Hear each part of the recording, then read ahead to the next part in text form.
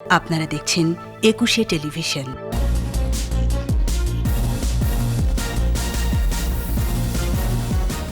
Washington জুড়ে curfew, গ্রেপ্তার ৭০, সব সামাজিক যোগাযোগ মাধ্যম বন্ধ, নজরদারিতে ট্রাম্প। রাজধানীর কলাবাগানে ছাত্রী ধর্ষণ ও হত্যা মামলায় দোষ স্বীকার করে আসামির জবানবন্দি, কারাগারে প্রেরণ। সিরামের টিকা প্রতি ডোজের দাম পড়বে ৪২৫ টাকা। নতুন ধরনের করোনায় ভ্যাকসিনের কার্যকারিতা নিয়ে সংশয়। প্রাকৃতিক দুর্যোগ মোকাবেলায় ভাসানচরে ১২ কিলোমিটার বাঁধ ও 18টি সুইচ গেট, নিরাপত্তায় ৩ শতাধিক পুলিশ।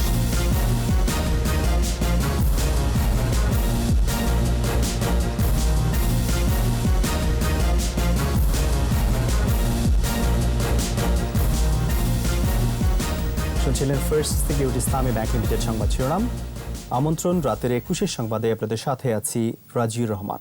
দর্শক, ২১ টেলিভিশনের সংবাদ একই সাথে সরাসরি দেখতে পাবেন আমাদের ফেসবুক পেজ www.facebook.com/2124 অনলাইনে। শুরুতেই যুক্তরাষ্ট্র প্রসঙ্গ। মার্কিন পার্লামেন্ট হাউস ট্রাম্প সমর্থকদের তাণ্ডবের পর ওয়াশিংটন জুড়ে চলছে কারফিউ। আর দাঙ্গা হামলার অভিযোগে পর্যন্ত ৭০ জনকে গ্রেপ্তার করা হয়েছে। সাময়িকভাবে বন্ধ করে দেওয়া হয়েছে সব ধরনের সামাজিক যোগাযোগ মাধ্যম।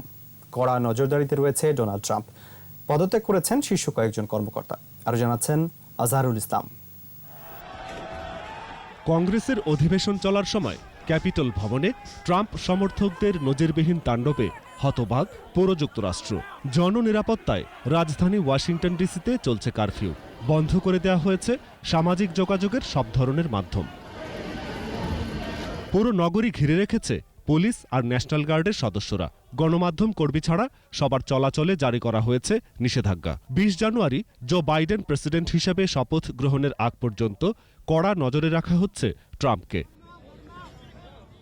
এদিকে পরাজয় মেনে নিয়ে ট্রাম্প বলেছেন ২০ জানুয়ারি ক্ষমতা হস্তান্তর করবেন।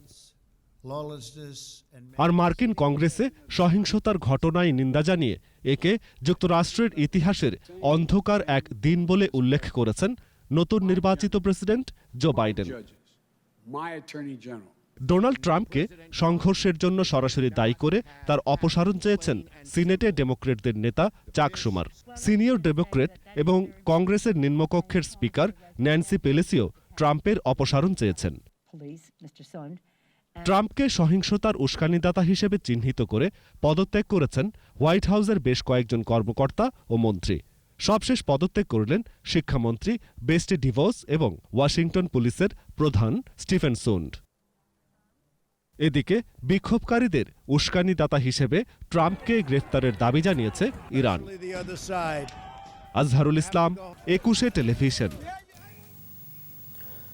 রাজধানীর কলাবাগানে ও লেভেলের শিক্ষার্থী ধর্ষণ ও হত্যা মামলায় গ্রেপ্তার তানবীর ইফতেখার দিহান আদালতে স্বীকারোক্তিমূলক জবানবন্দি দিয়েছে। মামলার তদন্ত কর্মকর্তা আসামির জবানবন্দির জন্য আবেদন করলে ঢাকা মহানগর হাকিম মামুনুর রশিদ তা রেকর্ড করেন। পরে জেল হাজতে প্রেরণের নির্দেশ দেন আদালত। বিস্তারিত আহমদ বাবুর রিপোর্টে। ও লেভেলের শিক্ষার্থীকে ধর্ষণ ও হত্যা মামলার একমাত্র আসামি দিহানকে দুপুরে ঢাকা মহানগর হাকিম আদালতে হাজির করে পুলিশ। কলাবাগান থানায় দায়ের হওয়া মামলায় তদন্ত কর্মকর্তা আসামির স্বীকারোক্তিমূলক জবানবন্দি নেয়ার আবেদন করেন। পরে ঢাকা মহানগর হাকিম মামুনুর রশিদ আসামির স্বীকারোক্তিমূলক জবানবন্দি রেকর্ড করেন।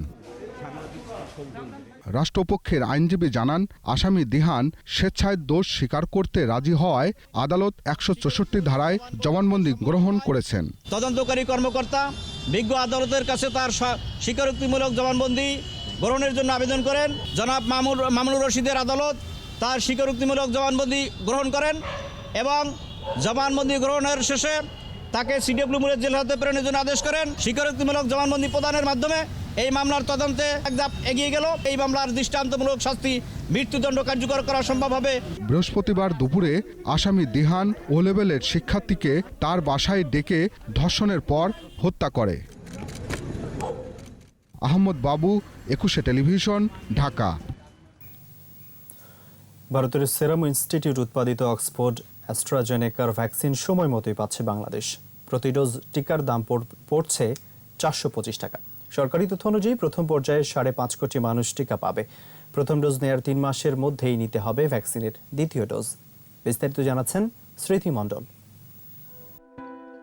ভারতের সেরাম ইনস্টিটিউটের উৎপাদিত অক্সফোর্ড অ্যাস্ট্রাজেনেকার করোনা ভ্যাকসিন পাওয়ার ক্ষেত্রে অনিশ্চয়তার অবসান হয়েছে।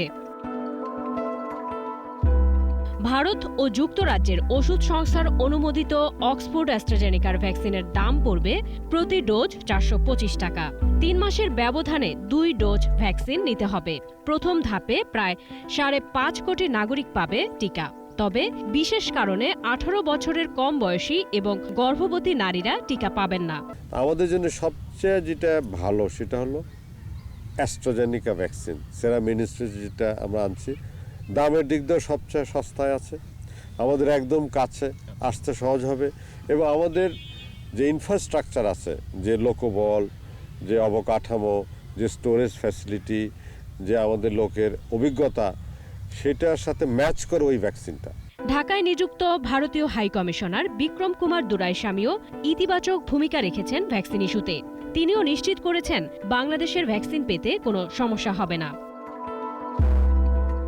এর আগে ভারতের পররাষ্ট্র সচিব হর্ষবর্ধন শ্রিংলাও আশ্বস্ত করেন অক্সফোর্ডের টিকা সময় মতোই পাবে বাংলাদেশ।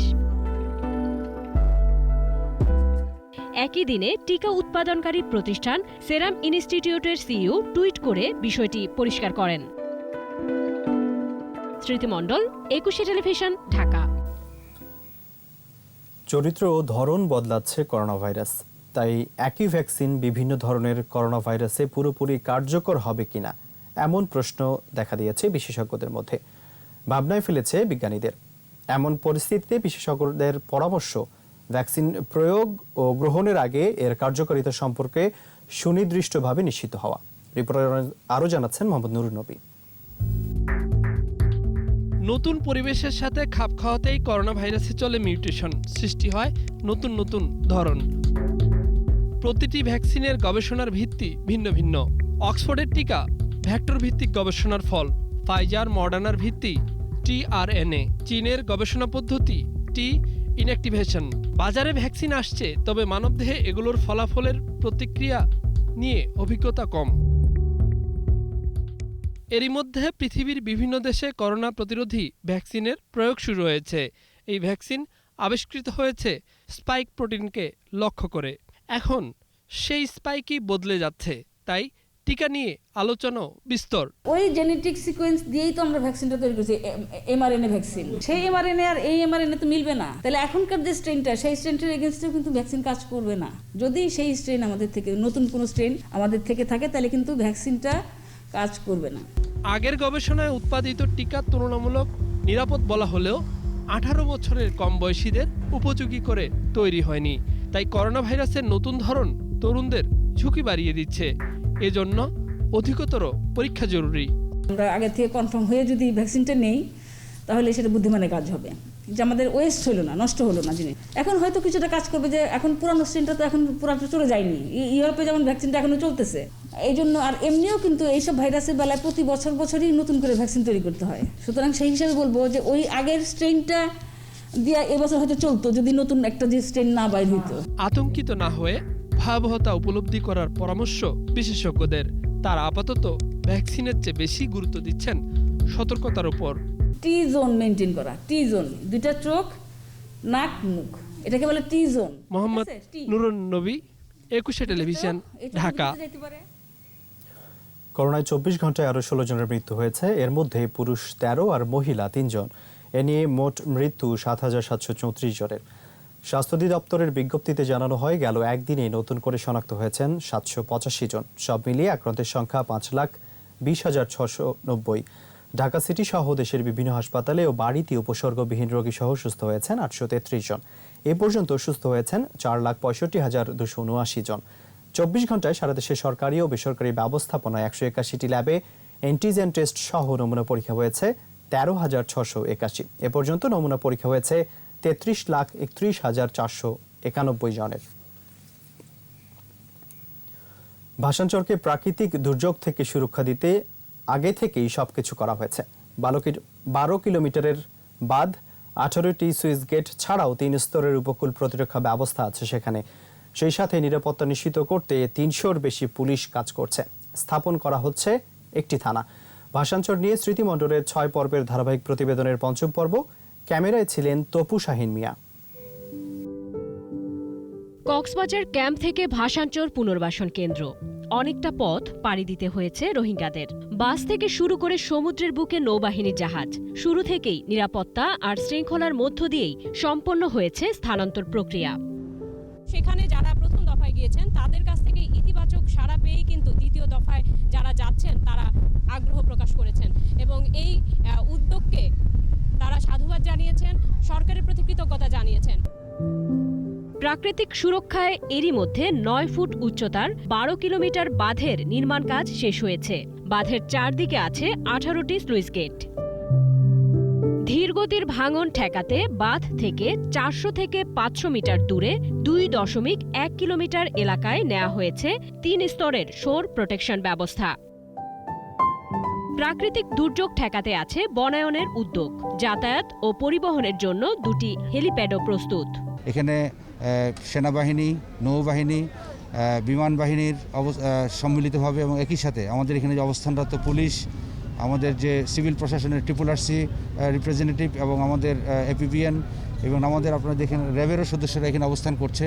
তা আমরা নিয়মতান্ত্রিকভাবে অন্যান্য জায়গায় যেরকম আমরা অবস্থান গ্রহণ করি, ঠিক কক্সবাজারের মতো একই আঙ্গিকেই এখানে পরিচালনা করা হবে। বাস্তুচ্যুত এসব রোহিঙ্গাদের আশ্রয়কালীন সময়ে নিরাপত্তা ও শৃঙ্খলা নিশ্চিত হয়েছে। নতুন একটি যে থানা প্রশাসনিক অনুমোদন পেয়েছে। তো আমাদের নোয়াখালী জেলা পুলিশের পাশাপাশি এখানে আপনারা জানেন যে 2টি APBN-এর সদস্য সহ মিলিয়ে বর্তমানে 3 শতাধিক আমাদের পুলিশ সদস্য এখানে কাজ করছে। এখান থেকে বের হয়ে গিয়ে আমাদের ওই যে জনস্রোতের সঙ্গে মিশে যাওয়া বা এই যে মেইন স্ট্রিমের সঙ্গে মেশা বা কোথাও গিয়ে হওয়া, এইরকম সুযোগ আছে বলে আমি মনে করি। ভাষাঞ্চরের অন্যতম আকর্ষণ ভূমি থেকে ৯১.৫ ফিট উচ্চতার এই বাতিঘর। এর ক্ষমতা ১৪ নটিক্যাল মাইল। স্মৃতিমণ্ডল, একুশে টেলিভিশন, ভাষাঞ্চর, নোয়াখালী। নিচ্ছি প্রিমিয়ার ব্যাংক লিমিটেড সংবাদ বিরতি।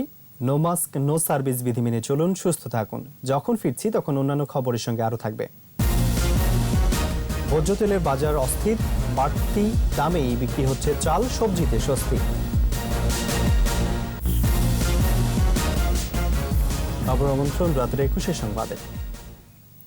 জাতির উদ্দেশ্যে দেয়া প্রধানমন্ত্রী শেখ হাসিনার ভাষণ গত ১২ বছরের ঈশ্বরীয় উন্নয়ন ও অর্জনের বস্তুনিষ্ঠ দলিল বলে উল্লেখ করেছেন আওয়ামী লীগের সাধারণ সম্পাদক ওবায়দুল কাদের। প্রধানমন্ত্রীর ভাষণের উপর বিএনপি নেতাদের অসত্য বক্তব্যের জবাবে সরকারি বাসভবন থেকে নিয়মিত ব্রিফিংয়ে কথা বলেন তিনি।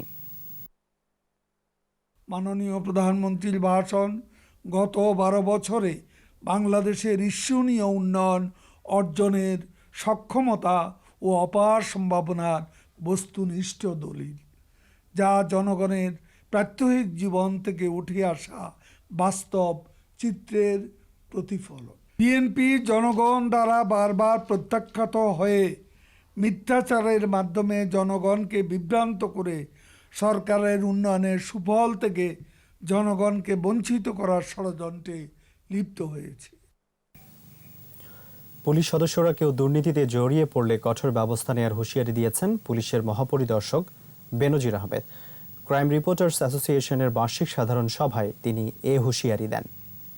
পুলিশের কেউ যদি তার প্রফেশনাল যে দায়িত্ব আছে সে দায়িত্বের বাইরে গিয়ে কোনো ধরনের কোনো অপকর্মে লিপ্ত হয়, তাদের বিরুদ্ধে আমরা কঠোরতম ব্যবস্থা গ্রহণ করছি এবং এই ব্যাপারে আমরা সবসময় সর্বোচ্চ কঠোরতা দিয়েই এগুলোকে আমরা নিয়ন্ত্রণ করি।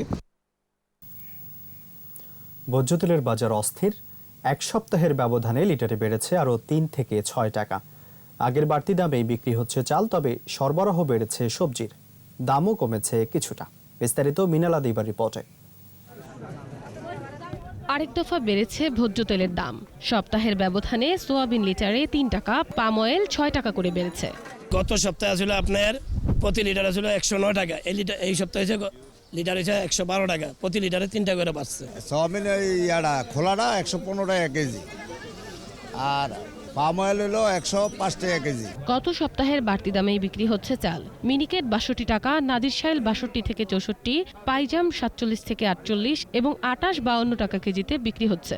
মিনিকেট 62 টাকা, 61 টাকা, বস্তা হলো 3100, 3150, আড়াইশ হলো আপনার 52 টাকা, 51 টাকা কেজি। তবে সরবরাহ বেশি থাকায় স্বস্তি সবজির বাজারে। টমেটো, বেগুন, শিম, ফুলকপি সহ অন্যান্য সবজির দাম কমেছে কেজিতে 10 থেকে 15 টাকা। সিমের বিচি আছে 120 টাকা কেজি, বকুলি আছে 50 টাকা কেজি। কারণ এখন শীতকাল তো, যেটা সিজনালি সেটা একটু দাম কম, আর যেটা আনসিজন সেটার দাম একটু বেশি। দীর্ঘ 1 মাস আগে যে সবজির দাম ছিল ওই তুলনায় কিন্তু এখন কিন্তু সবজির দাম কিন্তু একবারেই কম। সবজির দাম নাগালে থাকায় সন্তুষ্ট ক্রেতারা। রিজনেবল হাতের নাগালে আছে মনে হচ্ছে আমার কাছে। বর্তমানে এখন আমরা খুব সন্তুষ্ট এই সবজির বাজারটা নিয়ে। আগের দামে বিক্রি হচ্ছে মাছ, গত সপ্তাহের দামে বিক্রি হচ্ছে ব্রয়লার, দেশি মুরগি এবং সব রকম মাংস। মিনালা দিবা, 21 টেলিভিশন, ঢাকা। নিচ্ছি প্রিমিয়ার ব্যাংক লিমিটেড সংবাদ বিরতি। নো মাস্ক নো সার্ভিস বিধি মেনে চলুন, সুস্থ থাকুন। যখন ফিরছি তখন যা থাকবে। বিশ্বে করোনায় মৃত্যু 19,06,600, ব্রাজিলে প্রাণহারি 2 লাখ ছাড়িয়েছে।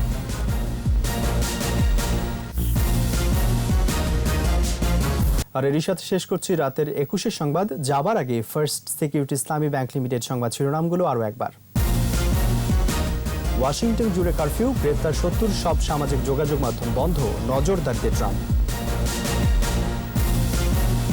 রাজধানীর কলাবাগানে ছাত্রী ধর্ষণ ও হত্যা মামলায় দোষ স্বীকার করে আসামির জবানবন্দি, কারাগারে প্রেরণ। সেরামের টিকা প্রতি ডোজের দাম পড়বে 425 টাকা, নতুন ধরনের করোনায় ভ্যাকসিনের কার্যকারিতা নিয়ে সংশয়। এবং প্রাকৃতিক দুর্যোগ মোকাবেলায় ভাসানচরে 12 কিলোমিটার বাঁধ ও 18টি সুইচ গেট, নিরাপত্তায় 3 শতাধিক পুলিশ।